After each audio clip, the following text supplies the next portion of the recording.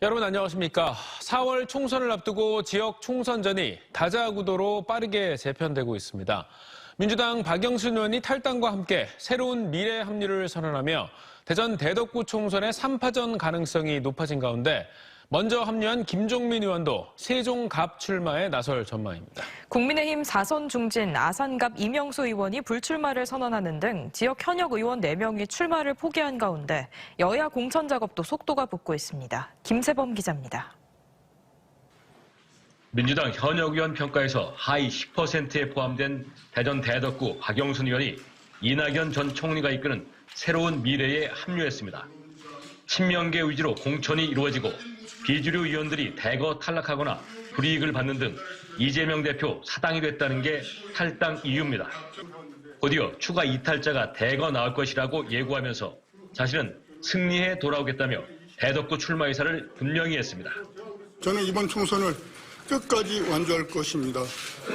저희 지역구민들과 저희 지지하는 분들과 많은 상의를 했고 또 그분들의 의견을 들어서 새로운 미래에 합류하는 것으로 결정한 것입니다.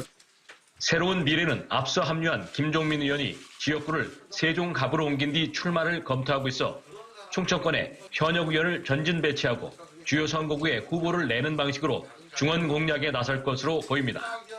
이준석 대표의 개혁신당도 충청권의 상징적인 선거구에 경쟁력 있는 후보를 공천해 전국 정당화를 겨냥하고 있는 만큼 이번 지역 총선은 다자구도 속 격전지가 속출할 전망입니다. 현역 의원들의 불출마도 이어지고 있습니다. 4선 중진인 국민의힘 이명수 의원은 줄곧 공천의 문제를 제기했지만 혁신 대상을 자처하며 결국 불출마로 입장을 정리했습니다.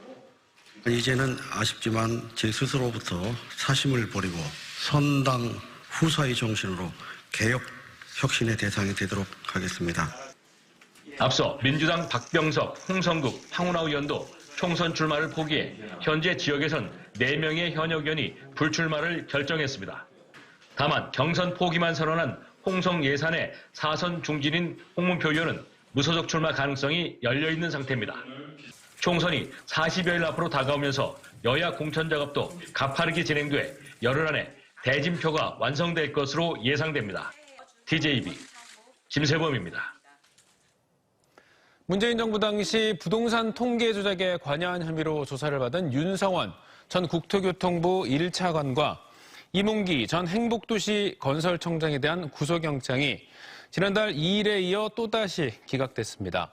대한조합은 피의자가 증거를 인멸하거나 도주할 염려가 있다고 보기 어렵다며 기각 사유를 설명했습니다. 이들은 문재인 정부에서 국토부 1차관과 국토부 주택토지실장으로 근무하면서 한국부동산원에 영향력을 행사해 아파트 매매가격 통계 수치를 임의로 낮추도록 한 혐의를 받고 있습니다. 대전의 한 포도밭에서 누군가 몰래 포도나무를 밑동만 남긴 채 잘라 훔쳐가는 일이 벌어졌습니다. 비슷한 시기 인근 포도밭에서도 똑같은 일이 벌어졌는데요. 경찰이 수사에 나섰지만 워낙 외진 곳이어서 범인 검거에 어려움을 겪고 있습니다. 양정진 기자의 단독 보도입니다. 사과와 대추, 포도 등 각종 열매나무들이 심어져 있는 대전의 한 농장. 그런데 포도나무가 있어야 할 밭이 횡합니다. 열매가 맺히던 가지 윗부분과 밑동만 덩그라니 남은 채 나무 한가운데가 잘려 있습니다. 한 달 전 누군가 이 포도나무 밭에서 나무 50그루를 잘라 훔쳐간 겁니다. 이것은 누군가 이 포도나무 밭에서 가져가려 했던 포도나무입니다. 나무 밑을 보시면 누군가 자른 흔적이 그대로 남아 있습니다. 5년간 애지중지 키웠던 나무가 눈 깜짝할 새 사라져 농장주는 황당할 따름입니다. 올해 좀 많이 좀 잘 따먹으려고 약도 좀 하고 거름도 저렇게 뿌려놓고 그랬지 뭐. 아유 화나고 자고 말도 못하지 뭐 이런 일이 있을 수가 있는 게. 여기서 차로 5분 거리의 넓은 포도밭에서도 비슷한 시기 똑같은 일이 벌어졌습니다.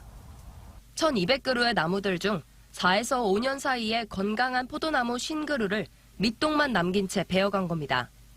최소 10여 년, 길게는 30년간 포도를 수확할 수 있던 나무였습니다. 농장주는 훔친 나무들은 밑동이 잘려 있어 다시 심을 수도 없다며 훔쳐간 원인조차 짐작이 안 된다는 입장입니다. 황당하지. 그 정말 이런 일은 처음이니까 뿌리를 안 묶고 그냥 잘라서 키울 수가 없어. 그건. 근데 그걸 무슨 용무를 가져왔는지 그건 알 수가 없지, 나도. 경찰은 외진 곳으로 CCTV조차 없어 범인 검거에 어려움을 겪고 있다며 최대한 신속하게 수사해 또 다른 피해를 막겠다는 방침입니다. TJB 양정진입니다. 정부가 대전에서 80대 심정지 환자가 이송병원을 찾지 못해 숨진 사건과 관련해 관계기관 합동조사에 나섰습니다. 조경 보건복지부 장관은 의사 집단 행동으로 인해 중대한 피해가 발생할 경우 현장 확인과 신속한 조치를 위해 즉각 대응팀을 설치, 운영하고 있다며 이같이 밝혔습니다. 지난 23일 대전 대덕구에서는 80대 여성 암 환자가 의식을 잃은 상태로 진료 가능한 응급실을 확인하는 과정에서 병원 7곳에서 이송을 거부해 53분 만에 사망 판정을 받은 바 있습니다. 술에 취한 채 병원 응급실 의료진을 폭행한 50대 남성이 경찰에 붙잡혔습니다.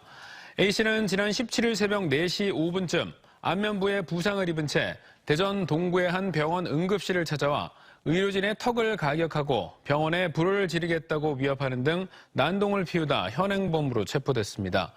대전 동부경찰서는 A씨를 불구속 입건하는 한편 응급구조사의 말투가 마음에 들지 않아서 범행을 저질렀다는 진술을 토대로 추가 조사를 벌인 뒤 조만간 송치할 방침입니다.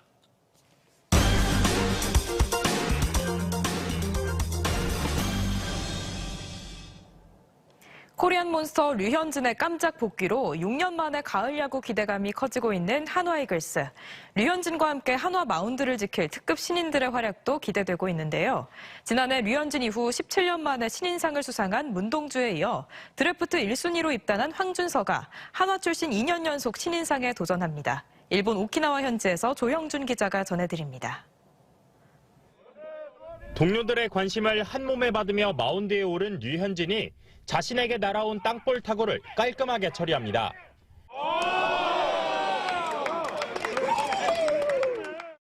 화기애애한 분위기 속에서 캐치볼과 스트레칭 등으로 몸을 풀고 수비 훈련까지 소화한 류현진. 150이닝 이상을 소화하겠다는 목표와 더불어 가을 야구 진출을 약속했습니다. 선수들 열심히 하고 있고요. 올 시즌 꼭 높은 곳까지 갈 수 있도록 준비 잘할 수 있도록 할 테니까 많은 응원해 주셨으면 좋겠습니다. 류현진의 합류로 무게감이 확 달라진 한화 투수진의 특급 신인들도 맹활약이 기대됩니다. 지난해 2006년 류현진 이후 17년 만에 신인상을 받은 문동주에 이어 올해는 신인 드래프트 1순위로 입단한 특급 신인 황준서가 2년 연속 신인상에 도전합니다. 여기서 최대한 몸을 100%까지 끌어올려가지고 시범 경기하고 또 이제 개막전 엔트리에 들려고 최대한 빨리 대전에서 던질 수 있도록 하겠습니다. 지난해 시속 160km에 육박하는 강속구를 던지고도 제구력 난조로 아쉬운 모습을 보였던 2년차 신인 김서연도 도전장을 내밀었습니다. 계속 많이 좋아지고 있는 거 저도 느끼고 있어서 작년에는 조금 실망하셨을 것 같은데 이번 연도에는 기대해 주시면 정말 좋을 것 같습니다. 올 시즌 주장을 맡은 최은성은 가을 야구란 목표를 이루기 위해 하나 된 팀을 강조했습니다. 저희 팀이 항상 하위권에 머물렀기 때문에 5강 이상을 좀 바라봤으면 좋겠고 그게 목표고 좀 힘 잘 모아서 저희가 팬들이 생각하시는 것보다 더 높은 단계로 갔으면 좋겠습니다. 확실한 전력 보강으로 단숨에 5강 전력을 구축한 한화는 다음 주 월요일 귀국해 오는 9일부터 시작되는 시범 경기 준비에 들어갑니다. 12년을 기다려온 괴물투수의 복귀부터 젊은 선수들의 성장까지 더해지며 한화는 6년 만에 가을 야구를 정조준합니다. 일본 오키나와에서 TJB 조형준입니다. 대전 하나시티즌이 최근 팀을 떠난 조유민의 대체자로 청주FC에서 중앙수비수 이정택을 영입했습니다. 이정택은 지난해 새롭게 K리그2에 합류한 청주FC의 핵심 수비수로 활약하며 리그 8위를 하는 데 기여했습니다.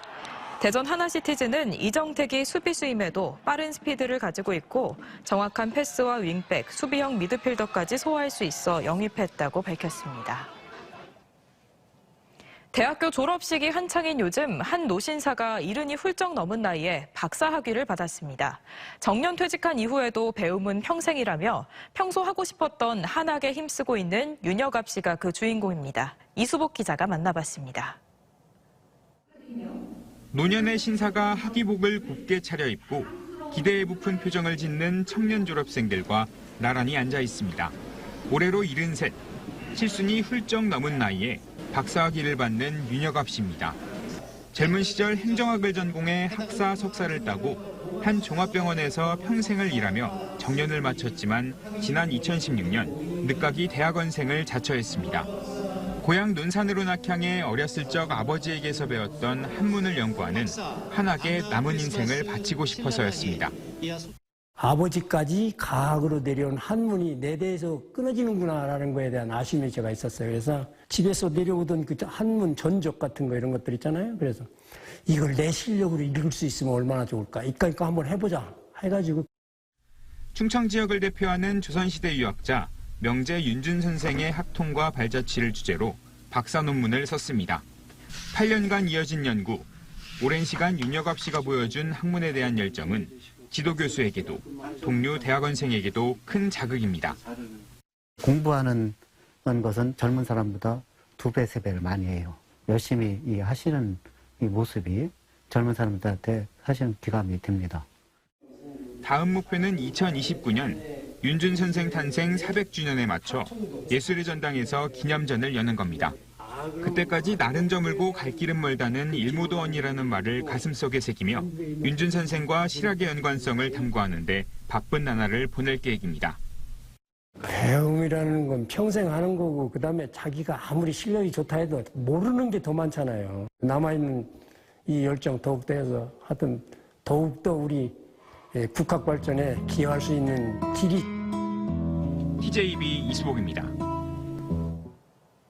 한국문화관광해설사 중앙협의회 이취임식이 대전 전통나래관에서 열려 김경연 전임 회장이 물러나고 이남호 신임 회장이 새롭게 협의회를 이끌게 됐습니다.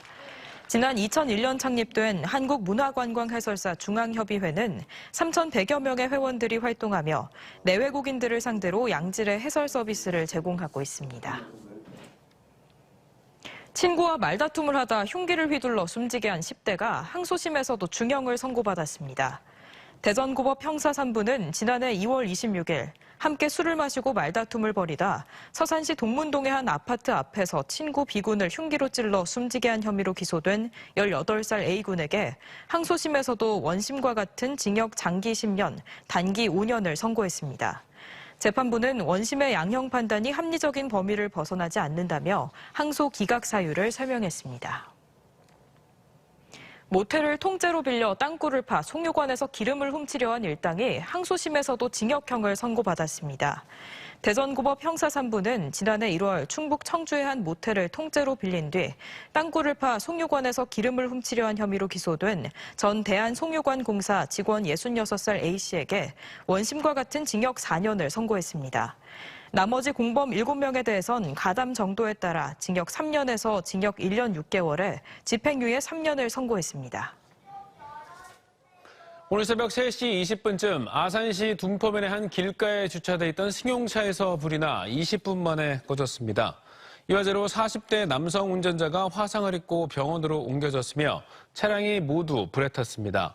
또 어젯밤 9시쯤 세종시 북광면의 한 공실 상가에서 불이 나 내부 116제곱미터를 태우고 1시간여 만에 꺼졌습니다. 경찰과 소방당국은 목격자를 상대로 정확한 화재 원인을 조사하고 있습니다.